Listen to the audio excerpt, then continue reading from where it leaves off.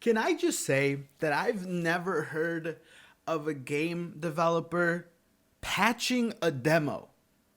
That to me is bizarre. That to me is crazy, and that to me separates Outriders from a lot of other games, even now. Anyways, what's up, everybody? Hugo No, we're back with another video, and today we're gonna be discussing a patch that's gonna be going live here in a few hours, or maybe it already went live by the time you're watching this video. Now, if you go to the Outriders Reddit, which is what we have right here, we got Outriders demo 1 week later dev update, and it starts by saying, hello everyone, it's hard to believe that a week has already flown by since we released the Outriders demo to the world. From the bottom of our hearts, thank you so much to everyone who has already taken their first steps into the world of Outriders. Since demo launch, we've closely watched over 2 million players download and battle their way through the war-torn hellscape of Enoch, and we're very excited to welcome many more as we advance to launch day on April 1st and beyond.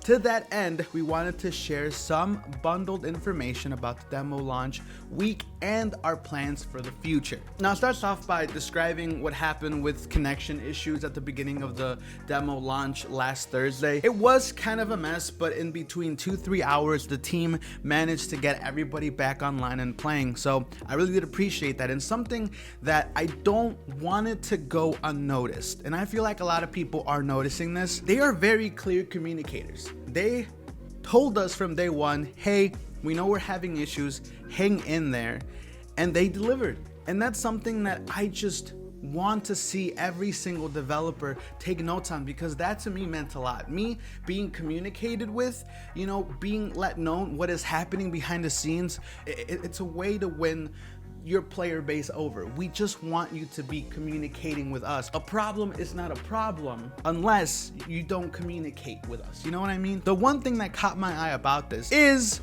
what is changing in the demo in terms of loot, because everybody wants to find the 10 legendary weapons before the game's release. So they start off by saying, we would like to issue a explanatory note of caution before getting into the changes.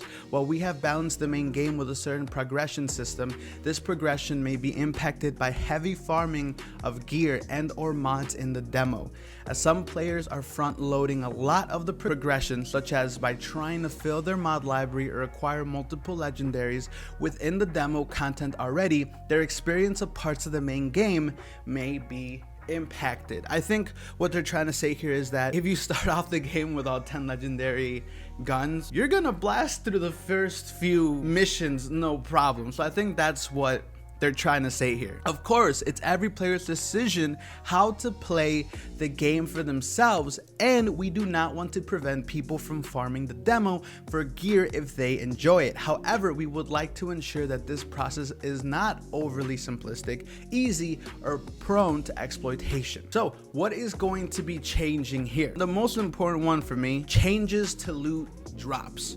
While we do not want to prevent farming runs, we get it. The loot cave discovered via the triple chest run, as well as the store exploit, do not feel to be within the spirit of the game.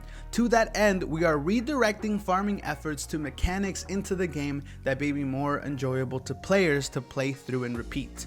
Epic items will no longer appear in shops and vendors. Within the demo, chests will no longer drop legendary items. Side quest rewards on repeat runs will now have a chance to drop legendary items. But also note, this is one of the most important parts for me.